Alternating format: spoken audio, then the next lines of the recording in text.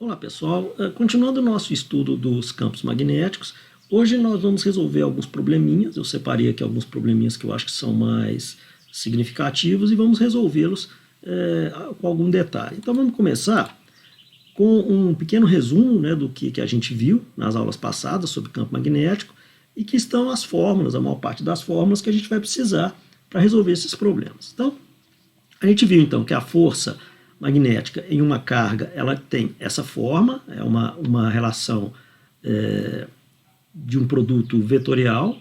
Nós temos uma força sobre uma carga distribuída ao longo de um fio, ou seja, uma certa corrente. Então nós podemos então usar uma relação semelhante a essa. Vimos que a carga, ela nem sempre sente a força, isso é uma propriedade do produto vetorial. A força magnética, ela é sempre perpendicular tanto ao primeiro vetor, que seja V ou DE ou L, e perpendicular também a B, sempre que a gente tem uma força magnética atuando sobre uma carga em movimento, a gente tem essa relação vetorial, ok? Nós vimos então que a força magnética, ela é sempre perpendicular às linhas de campo B, e nós podemos generalizar a força quando nós temos a presença de um campo elétrico, sendo que a força é uma soma vetorial das forças elétrica e magnética. Okay? Um movimento típico de uma carga em um campo magnético é um movimento circular. Então nós derivamos essas formulazinhas aqui. Basicamente, essa fórmula ela mostra que a força magnética é igual à força centrípeta no movimento circular. Nós podemos então, a partir dela, calcular o raio e a frequência desse movimento. Ok? Como alguns problemas lidam bastante com elétrons, eu coloquei aqui alguns dados do elétron. A carga do elétron é menos 1,6 vezes 10 a menos 19 coulomb, a sua massa em quilogramas. Aqui eu coloquei a massa de repouso do elétron, né, de vez em quando pode aparecer algum problema no qual a massa do elétron é dada em elétron-volts, então na verdade a gente teria que usar essa relação e não simplesmente a massa. E uma relação que me diz quanto vale um eletronvolt em termos de joules. Né? Eletronvolts e joules são grandezas de energia, mas o eletronvolt é mais usado quando você está lidando com campos eletromagnéticos e joule quando você está lidando com problemas mecânicos. Ok? Então vamos ao primeiro problema. É um probleminha bastante simples que diz o seguinte: um elétron, né, se move em uma região onde existe um campo magnético uniforme, dado por essa expressão, ok? Em um dado instante, o elétron tem uma velocidade, que é dada por esse vetor, e a força magnética que age sobre a partícula é dada por esse vetor aqui. Então ele pergunta qual é o B de x, que é uma incógnita que está aqui dentro do vetor campo magnético. Então para isso a gente vai precisar somente dessa fórmulazinha aqui, ok? Então eu reescrevi aqui os vetores, para mostrar que eles não têm componente na direção z, tanto a velocidade quanto o campo magnético. Coloquei aqui o valor da carga que a gente vai precisar, e basicamente a resolução desse problema é usar o cálculo de um produto vetorial. Né? Então eu coloquei aqui o que é um produto vetorial, que é basicamente achar esse determinante, o valor desse determinante. Resolvendo então, a gente tem esse valor para o determinante, e essa força magnética ela foi dada, né, no enunciado do problema, que é esse valor aqui. Então isso aqui é achar o valor de B de x, é muito simples. E aí substituindo em B, a gente tem que esse é o campo magnético. Okay? O que é importante observar nesse problema é que a gente não usou o sinal negativo da carga. Okay? Bom, esse sinal negativo da carga não sendo usado, obviamente ele tem que ser usado aqui quando a gente for usar, por exemplo, a regra da mão direita para descobrir para qual direção que a força magnética aponta. Ok? Vamos ao próximo problema. Bem, nesse problema aqui, nós temos o seguinte. Ó, na figura, um elétron com uma energia cinética inicial de 4 keV penetra na região 1, que é essa região aqui, no instante t igual a 0. Nessa região existe um campo magnético uniforme de módulo 0,01 Tesla, que aponta para dentro do papel. Okay? Então, ele aponta para dentro do papel. O elétron descreve uma semicircunferência e deixa a região 1 dirigindo-se para a região 2. Então, ele chega agora nessa região 2, situada a 25 centímetros de distância da região 1. Então, esse espaço aqui é 25 centímetros. existe uma diferença de potencial ΔV de 2.000 volts entre as duas regiões. Então, entre essa região e essa região, existe uma diferença de potencial de 2.000 volts, ok? Com uma polaridade tal que a velocidade do elétron aumenta no percurso entre a região 1 e 2. Então, o elétron vai sair dessa região 1, penetrar na região 2 com uma velocidade maior do que ele tinha aqui, ok? Na região 2, existe um campo magnético uniforme de módulo 0,02 Tesla, é o dobro desse valor, que aponta para fora do papel, né? Como a gente pode observar, ele aponta para fora do papel. O elétron descreve uma semicircunferência e deixa a região 2, ok? Determine um instante t em que isso acontece. Então, o que esse problema vai estar dizendo é o seguinte. Bom, o elétron primeiro penetra nessa região 1 e realiza essa trajetória, que é a metade de uma circunferência.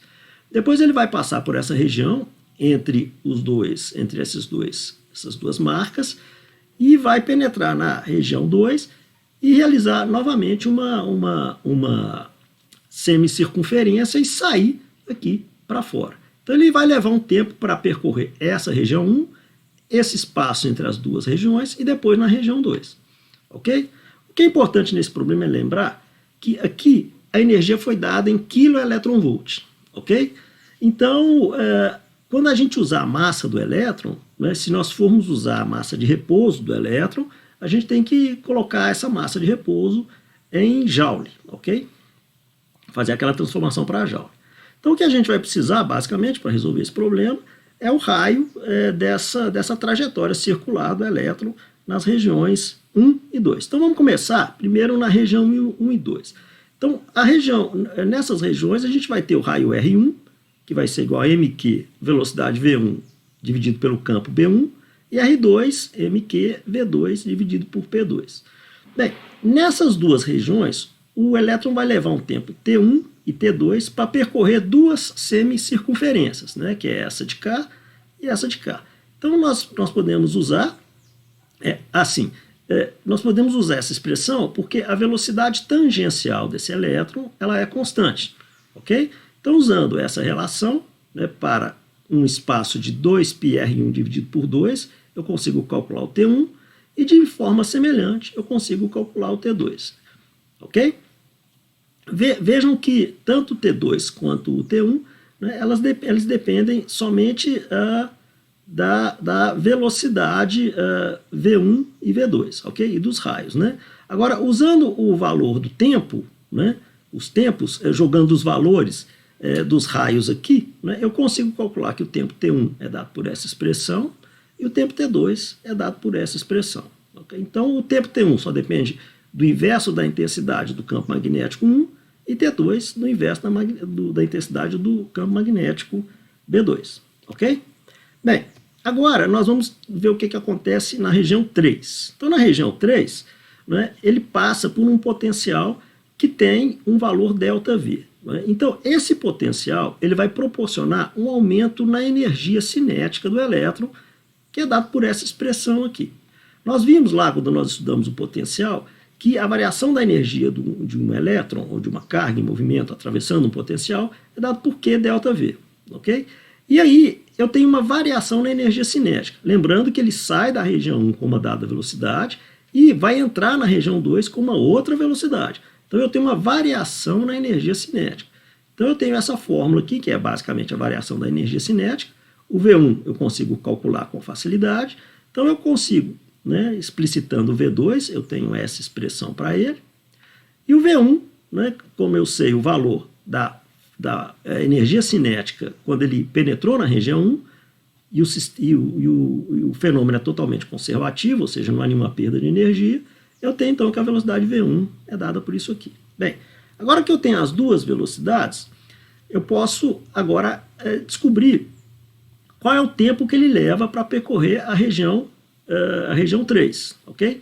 Bem, como ele está sendo acelerado por uma força constante na região 3, né, valem essas equações do movimento retilíneo uniformemente variável, ok? Então nós vamos ter, usando a combinação dessas duas equações, eu tenho que o tempo T3 ele vai ser dado por 2 vezes D, V1 mais V2. Né? D é a distância que separa as duas placas. O tempo total, Então, vai ser a soma dos três tempos, ok? Então, jogando os valores que o problema nos dá, eu tenho que ele tem uma velocidade V1 que é dada por 37,5 vezes 10 a 6 metros por segundo. A velocidade V2, que é claro que é maior porque ele foi acelerado.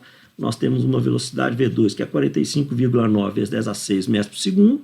E aí é só calcular os tempos e o tempo total é 8,7 vezes 10 a menos 9 segundos. Ok? Bem, vamos agora a um outro problema. Bom, nesse problema aqui, o que nós temos é o seguinte. Na figura, um fio metálico de massa 24,1 miligramas pode deslizar com um atrito desprezível em dois trilhos paralelos, que são esses dois trilhos aqui, horizontais, separados por uma distância fixa que é dada por esse valor aqui.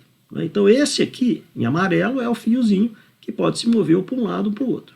O conjunto está em uma região onde existe um campo magnético uniforme, dado por esse valor, e esse campo magnético está apontando nessa direção aqui para cima, ok? Perpendicularmente ao plano onde está essa figura. Então, no instante t igual a zero, um gerador G é ligado aos trilhos e produz uma corrente que é dada por essa intensidade aqui de 9,13 mA. No fio, nos trilhos, né, mesmo quando o fio está se movendo. Então, quando a gente liga esse geradorzinho, vai passar uma corrente aqui, né, pelos trilhos e pelo fio, e mesmo que ele estiver se movendo, a corrente vai ser a mesma, ok?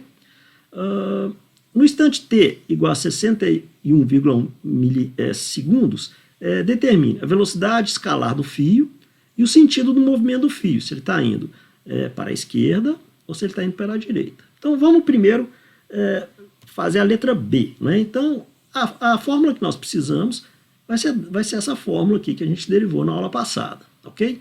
Esse L aqui, né, ele vai estar apontado na direção da corrente, né, por definição. Então, como a gente tem aqui um produto vetorial, né, usando a regra da mão direita, é fácil a gente ver que a velocidade desse fio vai estar para a esquerda. Okay? Então, isso já responde a letra B. Agora, a letra A é uma aplicação direta dessa fórmula, né? Ou seja, o L é perpendicular a V.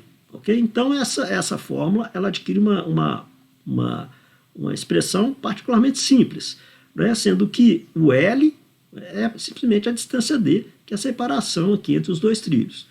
Agora, essa força é a força que acelera esse fio, né? Então, ela vai ser igual à massa vezes a aceleração.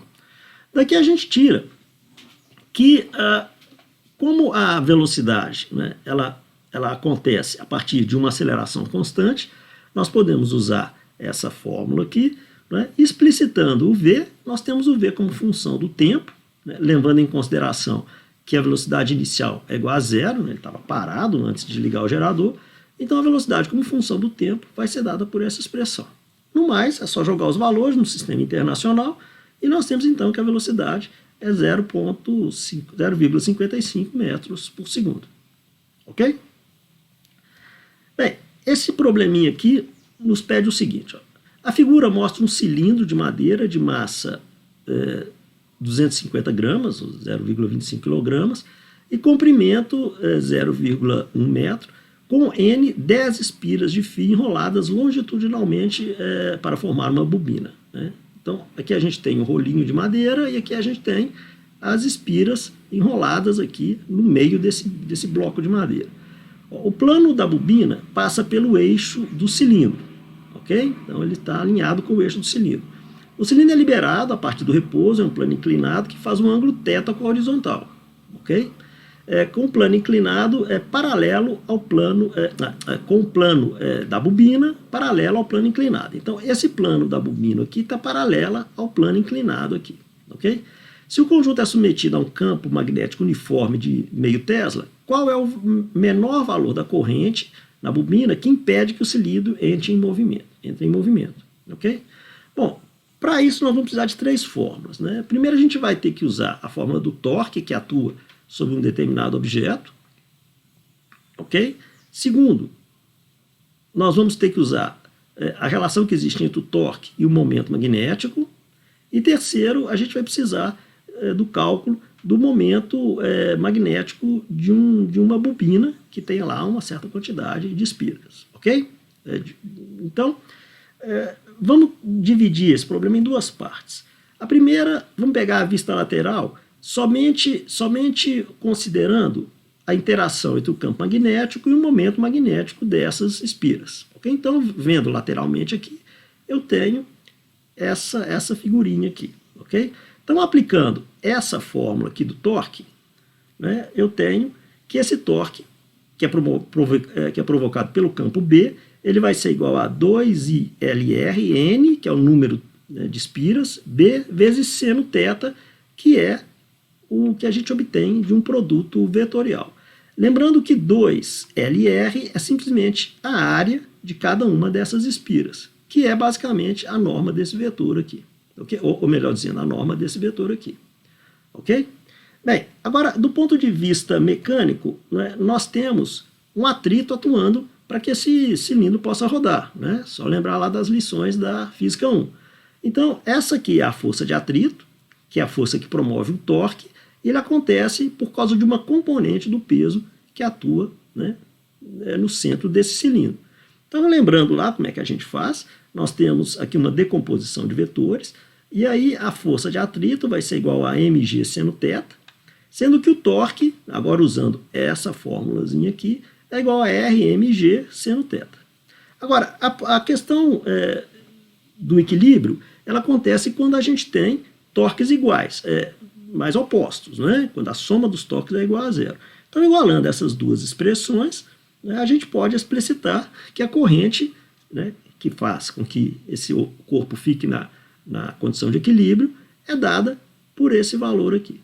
Então, jogando os valores que são dados no problema, nós temos que a corrente é igual a 97,5 amperes. Ok? Bom, eu acho que esses problemas dão uma boa... dão um bom panorama do que é a força magnética, do que são os campos magnéticos, e na próxima aula a gente vai começar a entender como é que os campos magnéticos são produzidos. Ok? Então é isso, pessoal. Até mais.